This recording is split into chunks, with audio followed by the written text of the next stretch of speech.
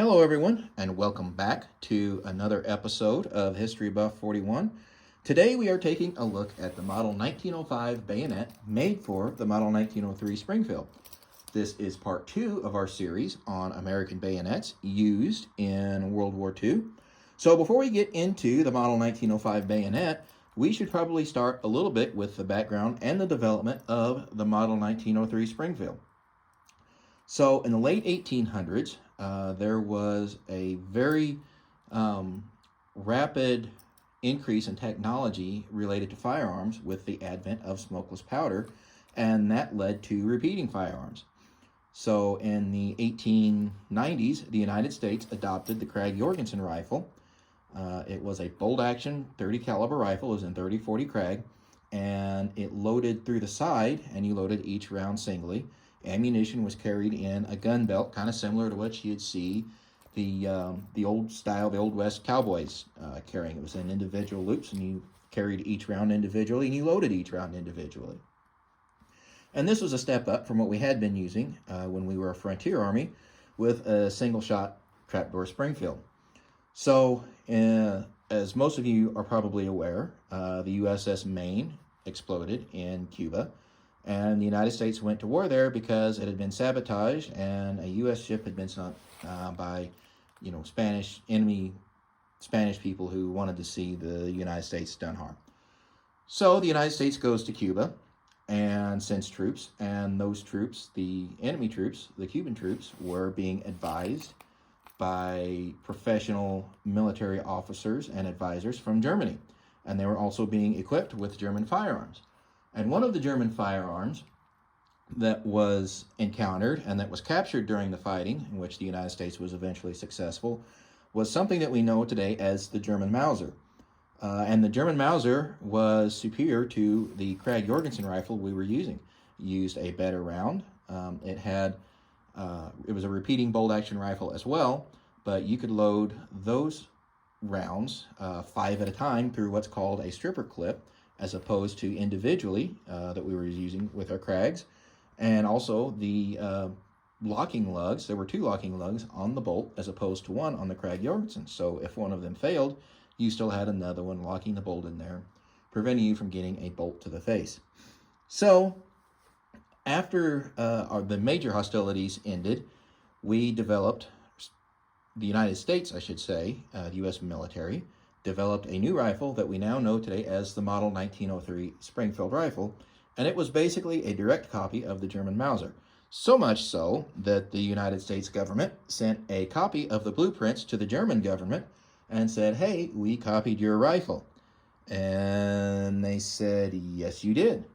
And the United States said, "Well, I think we probably owe you some money for that." And they say, "Yes, you do." And so they agreed to an amount, and the United States government paid the amount and continued to manufacture the Model 1903 Springfield clear up into World War II. So when the Model 1903 was developed, again, it was a repeating rifle, and as we had just as little as a decade before been using single-shot rifles, it was thought that bayonets were a thing of the past. And so in the development of the Model 1903, this little kind of rinky-dink rod that could be kept inside of the forearm of the rifle and then extended and locked into place for bayonet fighting was used or was developed as the bayonet for the Model 1903. Theodore Roosevelt was president at the time, and he saw it and famously grabbed a bayonet from a Krag rifle and proceeded to break off the bayonet on the 1903 with the Krag bayonet and said, "Come up with something else."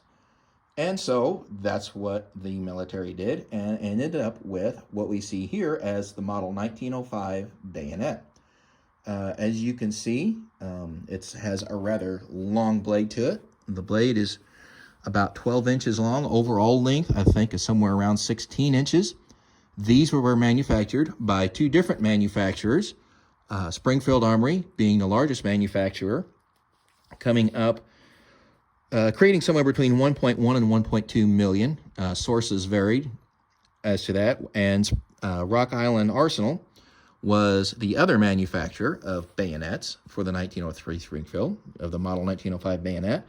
And depending on sources, you're looking at somewhere between 353,000 and 435,000 for an overall production of between 1.4 and 1.6 million from the time production started in 1906 to its conclusion in 1922. So we'll take a quick look at this, and we can see the blade here is blued. Some of them were blued, some of them were left in the white, and then some of them were made for parade and show, and they have like a real shiny chromed look to them. We have wooden grips. You see here, there is a single locking lug here, and that's important later on. If we look here a little bit closer, move it in, try to get it in the right light, maybe, hopefully. Okay, it's not going to cooperate. Right here, and it is hard to see, but right here is the date on it, and it says 1906.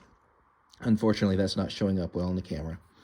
And if we flip it over, we can see, hey, there's some light. We can see US, and then we can also see the serial number. These are all serialized, and we can see it looks like 6058. So this was indeed, let me flip it back over so I can get the date on it. Yeah, not quite. The hill's going to be in the way, but you can just kind of see it right there. So this was in the first year of manufacture, and as you can see, the blade here runs all the way down on here, and then you got about a 2 or 3 inch blade here at the front. You know, you have your fuller running along this length. Again, you've got wooden handles with a single screw in here.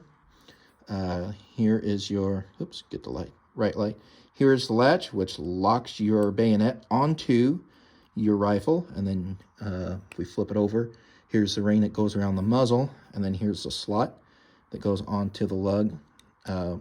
And this little here, it locks it onto the muzzle, and then it also locks it into the scabbard.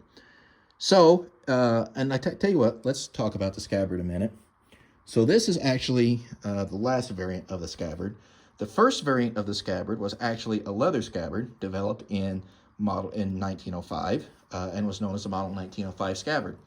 It was, again, leather, and it had a hanger on it similar to, actually identical to, what was used on the Krag Jorgensen bayonets. However, in 1910, things changed. The United States changed how it did its web gear to what we are familiar with for the items for World War I and World War II, and it went to the Model 1910 hangers and all of that. And so they made changes to the scabbards so that they would fit with the Model 1910. The hanger part on the leather scabbard was removed, and there were 2 different types of leather pieces sewed on that used in the Model 1910 hanger. And those were used, and then also in Model 1910, we developed what is known today as the Model 1910 scabbard, and that's what we see here. This one, unfortunately, is missing one of its pieces. So this is kind of a 3-piece deal, and you can see this has been named, or had a name applied to it, J.J. Johnson. Again, this is 3 pieces. So this yellow piece that you're seeing here, this is rawhide, and it's been, I don't know, stitched or whatever they do, and it's wrapped around a wooden body. Now, originally, this would have had something that kind of looked like a long white or yellow tube sock, and there'd have been kind of a brown little tip here at the end, brown leather tip at the end. A lot of times it said Bauer Brothers on it. And then up here around the throat is where the Model 1910 hanger would have been. And there were several different variants of that, of the cover, of the cloth cover. You know, you can pick up a Bayonet book or 2 or one of the books on the 1903 to see some of those variations. If we look down in here, we see there is on the throat, there's a metal piece protecting the wood, keeping it from being cut into by the bayonet. And it doesn't look like that there are any markings here. This looks like brass. So one thing to keep in mind with the Model 1907 or Model 1905 is that it looks very similar to the model 1907 bayonet that was used by the British military during World War I and during World War II for the short magazine Lee Enfields. But there's a few differences, and we'll kind of go over some of those. First off, if we are comparing the blades, you can see that while they're about the same length, the American blade, this one here is maybe a quarter, half inch shorter, maybe an inch.